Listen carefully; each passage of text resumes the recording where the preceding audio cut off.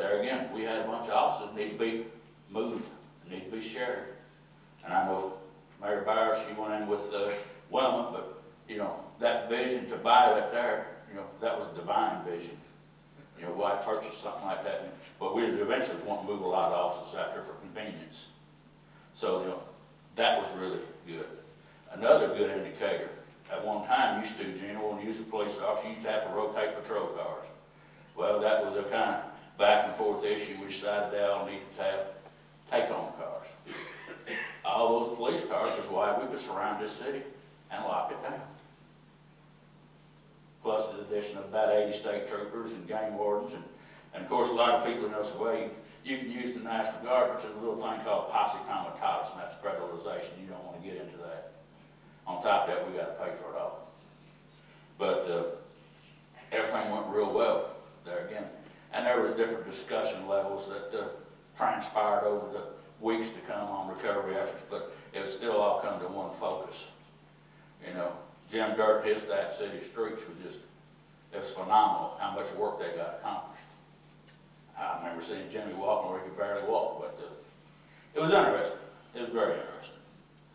And of course, like I said, then as we proceed through, you know, we had Mayor Wyland. He had to find offices for the county things, and Mayor Piper had a lot to do downtown. We lost Laurier Road, sitting right over here. You know, that was the big thing. Laurier Road was damaged. And then you look at the things that come out. You got an extremely beautiful court center now. You have a magnificently restored courthouse. But you even look down. My office used to be in the EMS and probably a little office that most people would use for a closet.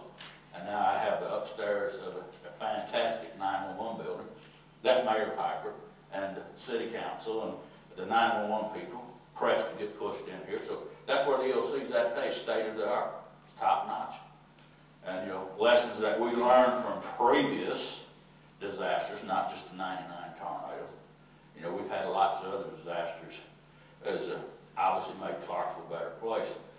You know, I was asked by the Chronicle to highlight a couple of things that I really was proud of, and I said number one was our Skyline project.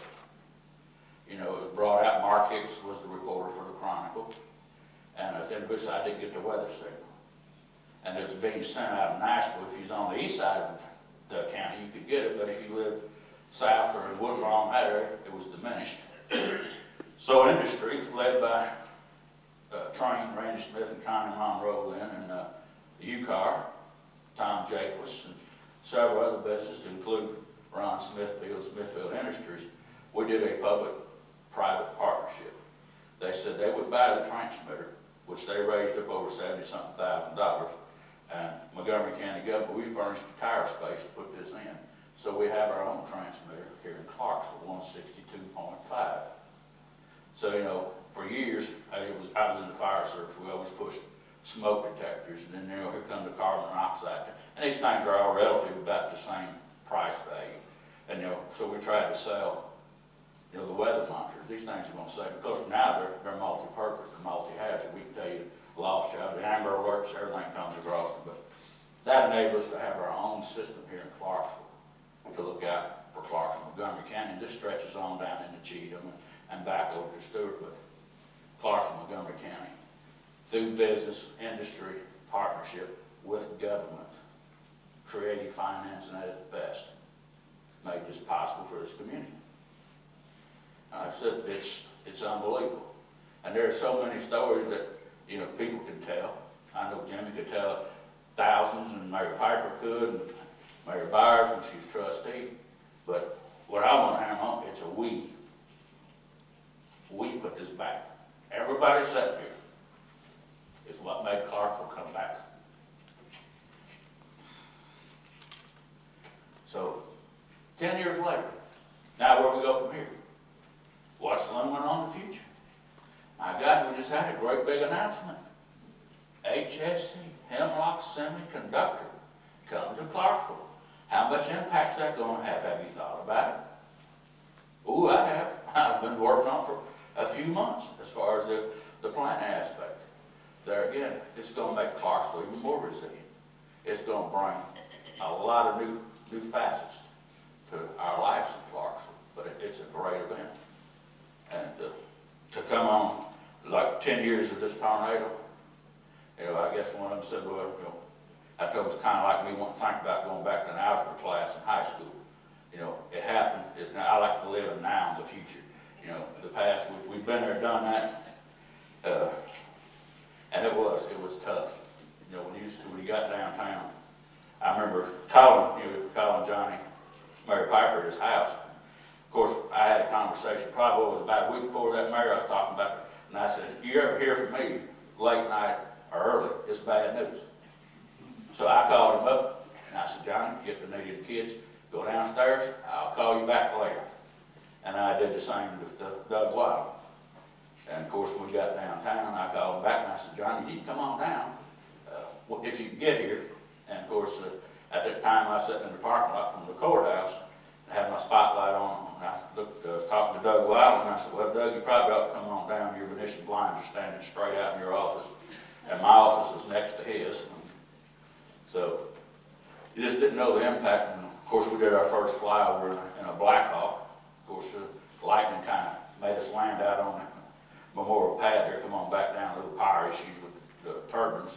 But we did get back airborne and get some good footage where we could get a footprint. But so there's a lot of positives that come out of this. People could have, you know, not even fathom. You know, it's just unbelievable. So 10 years is already went by.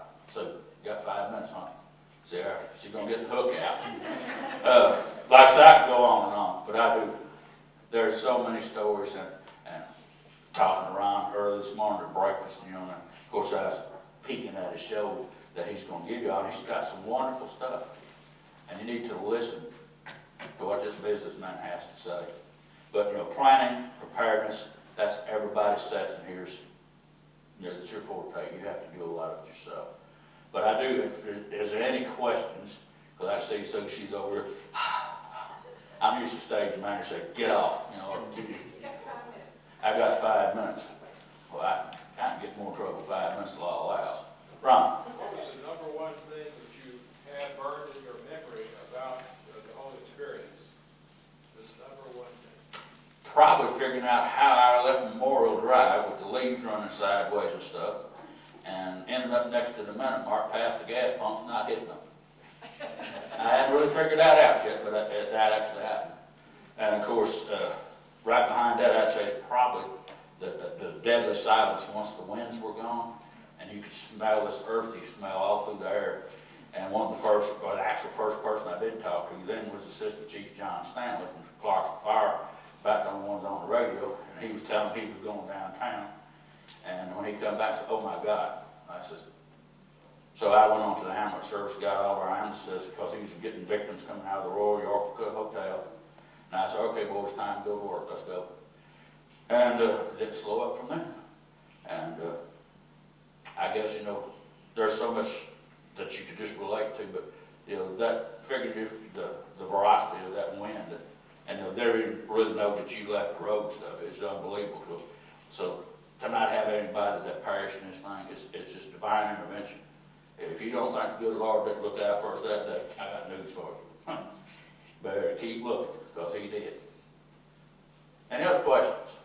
Yes, ma'am. It's the most serious injury. I know none were very serious. I think we had one that had a cut presented later on to Gateway or Memorial ER that had some tendons and stuff cut into him. I think they had to do some work. It was the worst. And, the next worst, probably a broken ankle, come off Austin P campus. Is there any other? Well, all right. I'm going to stick with Sue's timeline because she went to get hooked, so she's in behind the curtain right now. Don't let her kid you. But it has been a privilege and an honor to be here. And it was a privilege to work. Thank you all very much.